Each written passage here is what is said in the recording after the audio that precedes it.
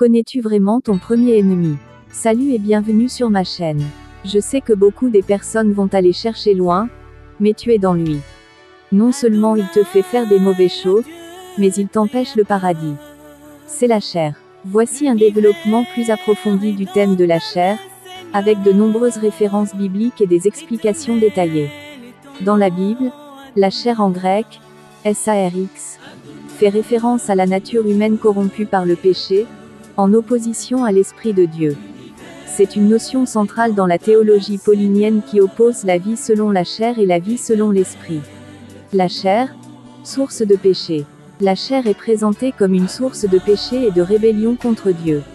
Dans Romains 7, Paul décrit la lutte intérieure entre la chair et l'esprit, car je prends plaisir à la loi de Dieu, selon l'homme intérieur, mais je vois dans mes membres une autre loi qui lutte contre la loi de mon entendement, et qui me rend captif de la loi du péché qui est dans mes membres. Romains 7 versets 22 à 23. Les œuvres de la chair sont clairement énumérées dans Galates 5 versets 19 à 21. Or, les œuvres de la chair sont manifestes, ce sont l'impudicité, l'impureté, la dissolution, l'idolâtrie, la magie, les inimitiés, les querelles, les jalousies, les animosités, les disputes, les divisions, les sectes, l'envie, l'ivrognerie, les excès de table, et les choses semblables. La chair et la mort. La chair est liée à la mort spirituelle et physique. Romains 8 verset 6, affirme, car les pensées de la chair mènent à la mort, tandis que les pensées de l'esprit mènent à la vie et à la paix. La chair est incapable de plaire à Dieu et conduit à la perdition éternelle. La chair et la rédemption. Cependant, la Bible enseigne que Dieu a vaincu la chair par l'incarnation de Jésus-Christ. Le Fils de Dieu s'est fait chair pour condamner le péché dans la chair et nous libérer de son emprise. Romains 8 verset 3. Par la foi en Christ et la puissance de l'Esprit Saint, les croyants peuvent vaincre les désirs de la chair et vivre selon l'Esprit. Vivre selon l'Esprit. L'Esprit Saint est donné aux croyants pour les aider à résister aux tentations de la chair. Galates 5 verset 16 exhorte, je dis donc, marchez selon l'Esprit, et vous n'accomplirez pas les désirs de la chair. Ceux qui appartiennent à Christ ont crucifié la chair avec ses passions et ses désirs. Galates 5 verset 24. En conclusion, la chair représente la nature humaine corrompue par le péché, source de nombreux maux.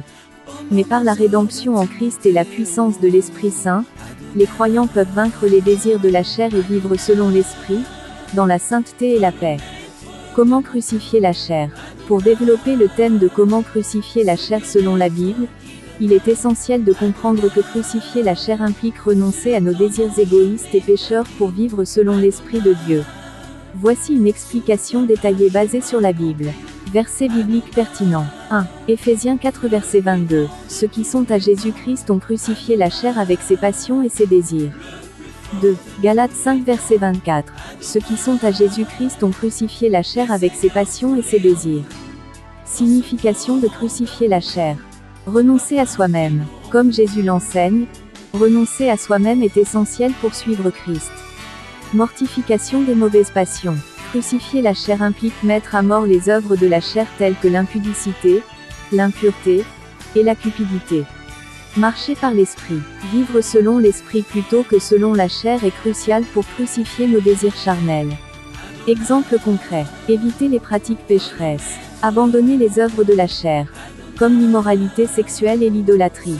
Marcher dans la sainteté. Revêtir le Seigneur Jésus-Christ pour ne pas satisfaire les convoitises de la chair. Contrer les désirs de la chair.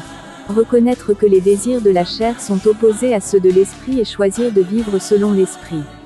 En conclusion, crucifier la chair selon la Bible signifie mourir à nos désirs charnels, rejeter les pratiques pécheresses, et vivre en conformité avec la volonté de Dieu.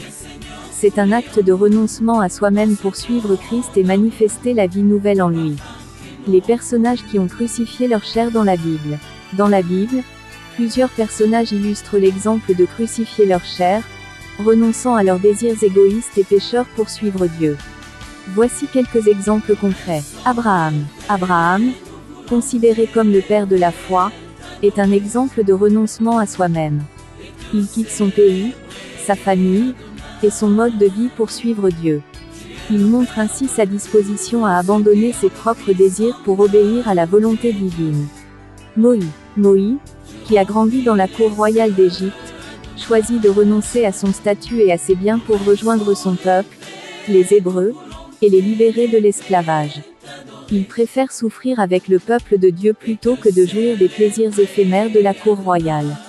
Le roi David et Zachée, un riche publicain, décide de quitter sa vie de luxe et de corruption pour suivre Jésus. Il montre ainsi sa disposition à abandonner ses biens et son mode de vie pour suivre le Christ. Paul de Tarse, autrefois persécuteur des chrétiens, se convertit et devient un fervent défenseur de la foi. Il montre ainsi sa capacité à renoncer à son passé et à ses propres ambitions pour suivre le Christ. Ces exemples bibliques montrent que crucifier la chair implique une décision consciente de renoncer à nos propres désirs et ambitions pour suivre Dieu. Il démontre que cette décision peut être difficile, mais qu'elle est nécessaire pour vivre une vie pleine de sens et de paix. Merci de m'avoir écouté et rendez-vous à vous-même un service. Lisez et méditez la Bible pour bien nourrir notre esprit, et vivre selon les lois et commandements de Dieu. Merci de partager pour faire grandir la chaîne et aider les autres qui sont dans le besoin de ces contenus comme nous. Aimez et j'attends votre avis dans le commentaire. Ou si quelqu'un a un sujet qu'il veut qu'on développe ça ensemble, merci de partager ça dans le commentaire. Merci, que Dieu nous bénisse abondamment. Amen.